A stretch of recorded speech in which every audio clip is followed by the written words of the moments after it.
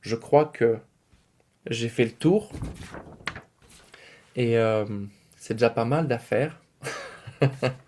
Est-ce que vous avez des questions? Est-ce qu'il y a des choses peut-être que j'ai mal exprimées aussi? Merci, Cédric. Réellement, on ajoute toute une autre dimension, en tout cas du côté évangélique francophone.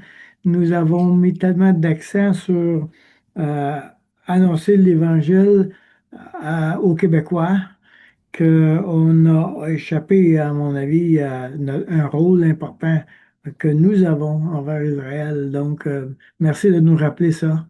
C'est vraiment précieux, là. Moi, j'ai un petit témoignage Oui, vas-y, Danny.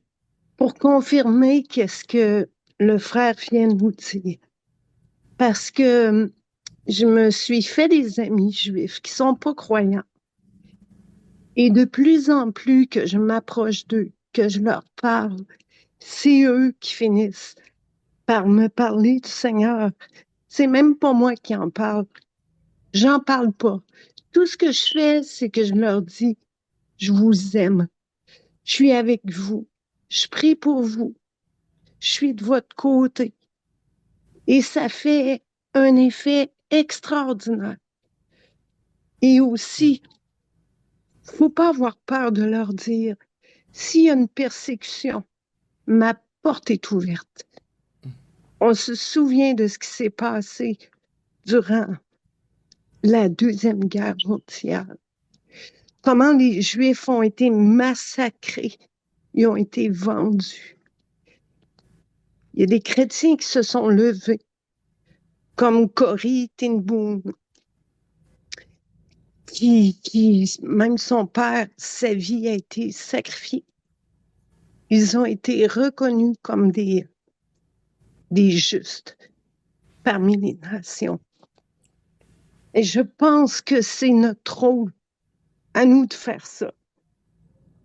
C'est pas parce qu'ils n'ont pas encore accepté leur sauveur qu'il faut les dénigrer, être contre eux. Au contraire, c'est notre rôle en tant qu'Église de s'approcher d'eux et leur dire, je vous aime, et de manifester que nous, on connaît leur sauveur.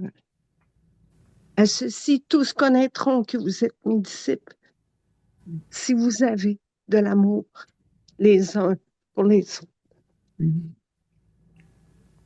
Amen. Oui, merci, Danny.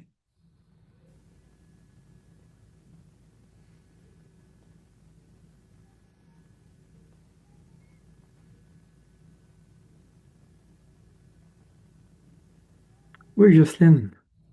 Oui, merci beaucoup. Merci Cédric, merci Daniel. C'est vraiment, c'est touchant, ça fait vraiment réfléchir. Merci beaucoup. J'aimerais ça savoir, l'Église messianique dont tu parlais, Cédric, c'est quoi le nom? Puis Oh, est-ce bah, il y qu'il en a y en a, plusieurs. il y en a Euh, plusieurs? OK. Oui, J'avais oui. comme compris que c'était limité, là, comme, Non, non, il y a quand même pas mal de messianiques en Israël de plus en plus. Bah, je crois qu'il y a une sœur qui parlait tout à l'heure d'un pasteur messianique. Je pense que c'était peut-être Tony Sperandeo, Ah oui, oui. qui a une église messianique. Oui, c'est Euh, lui. Oui, c'est vrai, on l'a il y en a déjà à Jérusalem, il y en a entendu. plusieurs à Jérusalem. Puis vous savez, OK. ça va un peu de toutes les, ça va du plus synagogue messianique jusqu'à presque église évangélique euh, nord-américaine. On a tout cet éventail d'églises à Jérusalem même. OK. Mais Est-ce que ça fait longtemps que c'est implanté, qu'ils sont implantés, ces églises-là? Est-ce que c'est récent? moi, je dirais que ça a commencé dans les années 60. OK, C'était OK. petit, mais ça a commencé à se développer. Il y en avait déjà avant, bien sûr, mais je crois de mémoire que c'est là que ça a commencé à peu près. OK. Merci beaucoup. Je me demande, Cédric, aussi s'il il y a toute la dimension de la gratitude de l'héritage qu'ils nous ont donné comme Oui. croyants par rapport à la vérité, par rapport au texte, par rapport à la parole elle-même, nous profitons de cet héritage-là, incluant, incluant évidemment le Messie lui-même. Mais Ouais, je crois que ça joue beaucoup sur notre attitude de cœur envers eux quand nous avons une reconnaissance envers ça ce peuple. c'est une autre partie que j'aurais peut-être voulu développer, mais ça se fera plus tard. Mais c'est Romains 9. Ça parle de la dette des chrétiens vis-à-vis d'Israël. Mhm. Romains 9 au verset 3, euh, Paul il dit, je voudrais moi-même être maudit, anathème, séparé de Christ pour mes frères, mes parents selon la chair. Donc là, il parle vraiment des juifs non croyants, ces juifs de chair et de sang. Mhm. Et là, il fait la liste de tout ce qui appartient à Israël. Mhm. Donc, mes parents selon la chair, les Israélites. À qui appartiennent l'adoption, donc le fait, la relation d'enfant à père qu'on a, de pouvoir dire Abba Père, ça appartient à Israël. La gloire de Dieu, donc la manifestation de la présence de Dieu, les miracles, toutes ces choses-là appartiennent à Israël. Les alliances, l'alliance de Dieu avec Abraham, l'alliance de Dieu avec Moïse, l'alliance de Dieu avec David, tout ça, l'alliance, la nouvelle alliance en Jésus, tout ça appartient à Israël. La loi, donc la loi c'est quoi? La loi c'est pas seulement des règles à faire ou à ne pas faire. La loi ça nous parle de qui est Dieu et de la sainteté de Dieu. Si Dieu a donné la loi, c'est pour montrer à quel point il est saint et à quel point nous on n'est pas capable de faire ça. Ça nous donne, ça nous montre ce que Dieu aime et ce que Dieu n'aime pas, donc ça nous parle du caractère de Dieu. Ça appartient aussi à Israël. Le culte. Le culte, c'est vraiment comment s'approcher de Dieu.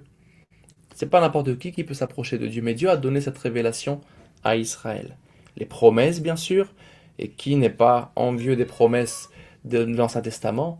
Les patriarches, ben on se dit tous enfants d'Abraham, Mhm. héritiers spirituels d'Abraham, mais ça aussi, les patriarches appartiennent aux Israélites selon la chair, Mhm. et de qui est issu selon la chair aussi le Christ, le Messie, qui est au-dessus de toutes choses, Dieu béni éternellement. Amen. Ça, c'est Paul qui commence Romains 9 par ça. En gros, Paul, il est en train de reprendre les chrétiens à Rome, qui est en train de dégager gentiment les juifs et de les dénigrer et de prendre le dessus. Là, Paul, il est en train de rappeler, juste après avoir parlé de la grâce, souvenez-vous que vous êtes endettés vis-à-vis d'Israël. Rien de tout ça ne vous appartient en dehors d'Israël. Donc si on retire Israël de notre théologie, de notre foi, on n'a plus rien. Mhm. On n'a même plus de Messie, puisqu'il appartient aussi à Israël. Et nous, on est seulement, on est au bénéfice de tout ça. Mhm. C'est ce que Paul dit dans Éphésiens 2. On était sans aucun droit de cité. Ça veut dire on n'avait aucune participation possible à toutes ces choses-là. Mhm. Mais il a décidé de briser le mur d'inimitié et de rassembler les juifs avec les non-juifs. Mhm. Donc il nous donne cette chance. Mhm. C'est très très bon de se rappeler de ça. Le pasteur Taubois parle du droit de cité comme qui traduit difficilement en français, mais Hmm, en anglais c'est Commonwealth. c'est ça. Et c'est cette idée de partager les richesses du pays, donc Hmm. ou du royaume. Alors nous avons accès à toutes les richesses du royaume. Ginette aimerait poser une question.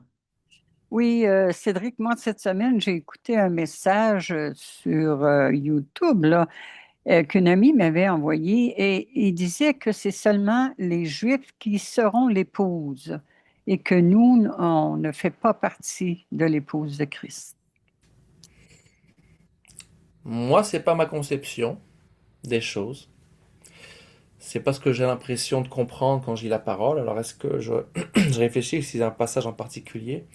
Moi, ce que je crois, ce que je comprends, ma compréhension, c'est que l'épouse est formée, ben justement, on parle toujours d'un couple comme ça, que l'épouse, euh, quand Jésus revient, là, il attend une épouse. L'épouse est formée de chrétiens des nations et de juifs en Jésus aussi, les deux réunis. Ça veut dire un homme nouveau, c'est ce qu'on lit dans Éphésiens 2.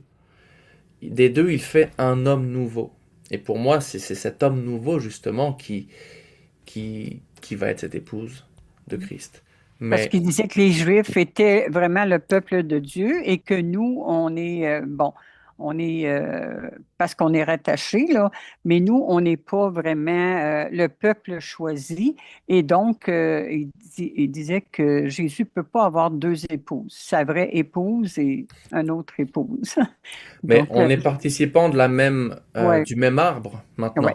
ouais. On n'est plus un arbre différent. Donc, qui pourra distinguer au retour de Jésus, lui? Mais la notion du couple, c'est comme, prenez encore une fois l'épître aux Éphésiens. Si vous le lisez du premier chapitre jusqu'au dernier chapitre, vous allez trouver une thématique. C'est qu'au début, il parle de l'union de juifs et de non-juifs en un seul homme nouveau. Et puis au chapitre 5, je crois, il parle de l'union d'un homme et d'une femme pour faire un couple, une seule chair. Pour autant, l'homme et la femme ne sont pas fusionnés. Ils restent chacun avec leur identité et Mm. chacun avec leur spécificité. Il y a un homme et puis il y a une femme.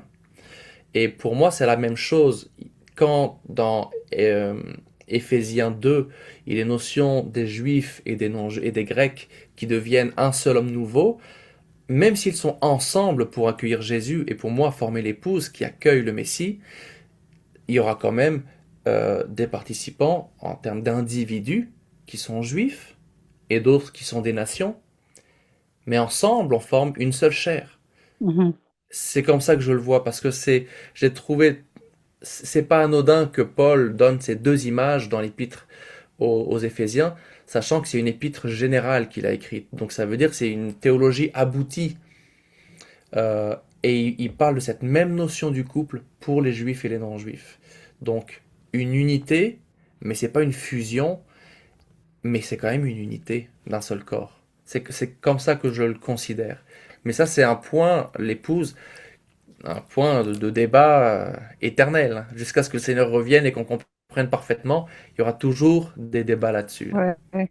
Mais moi, je la vois un peu comme toi, là, donc j'étais vraiment pas d'accord, donc c'est pour ça que j'avais hâte d'arriver aujourd'hui pour voir. Merci. Moi, j'aimerais ça t'exprimer quelque chose. Tu me le diras si j'ai tort. Euh, Moi, quand que je lisais la Bible, puis il a dit à Abraham, puis à Jacob, ta descendance, elle va être aussi grande que toutes les grains de sable, puis l'autre, autant d'étoiles qu'il y a dans le ciel. Et quand il y a eu Jacob par Joseph, Éphraïm et Manassé, moi, ce qui m'a frappé, c'est quand il a dit à Éphraïm, tu iras enseigner aux nations. Ils vont aller vers les nations. Fait que les nations, pour moi, c'est nous autres. C'est nous. Puis moi, je pense que avec la multitude, l'alliance qu'il a faite de la multitude, la bénédiction qu'il a donnée, moi, je crois qu'il y en a qui sont de la descendance d'Abraham sur cette terre euh, ailleurs qu'Israël. Oui, moi aussi, je l'ai entendu. Qu'est-ce que tu as dit, le verset, c'est ben, Israël, on dirait qu'ils mettent tout là-dessus, mais quand on continue de lire, puis de comprendre, c'est une partie de la Torah, je pense que c'est bord ouvert, là. La manière que je vois ça, c'est que tout le monde, puis tantôt tu parlais du voile.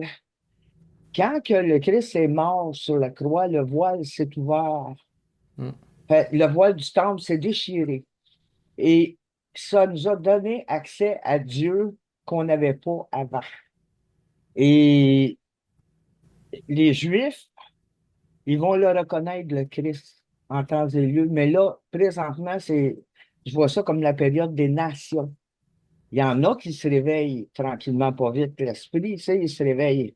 Mais il y a encore du chemin à faire, tu sais. Puis moi, quand ils vont voir Jésus, ils vont tous le reconnaître. Les Juifs vont tous le reconnaître. Le voile va.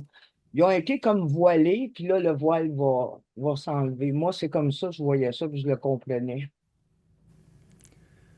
Mais je suis d'accord là que on parle de ces 2000 ans comme le temps des nations. Euh, on peut garder en tête la chronologie de Romains 11, hein, de ces quelques versets, Romains 11, 25, je pense. Que d'abord, Oui, il y a la plénitude des nations, et ainsi, et alors, après, tout Israël sera sauvé. Maintenant, c'est quoi, c'est quand et jusqu'à quand le temps des nations? C'est là où c'est pas évident. Je pense pas qu'on puisse poser juste une date et dire à partir de là c'est fini. Alors souvent on va parler généralement de la libération de Jérusalem en 1967. Quand Jérusalem a été libérée, euh, on part du verset de la prophétie là, de Jésus sur le fait que Jérusalem va être foulée aux pieds par les nations. Puis là, ce jour-là, la libération de Jérusalem, Israël a repris le contrôle de Jérusalem.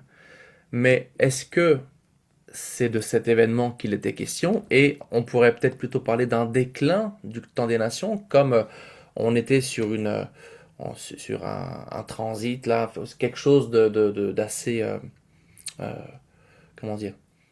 C'était le temps des nations, puis ça commence maintenant à diminuer, et on est en train d'arriver vers cette dernière période, comme toutes les périodes de transition, où ben, souvent dans les périodes de transition, il y a un peu de brouillard aussi là, parce qu'on essaie de comprendre, on y est, mais on n'y est pas encore.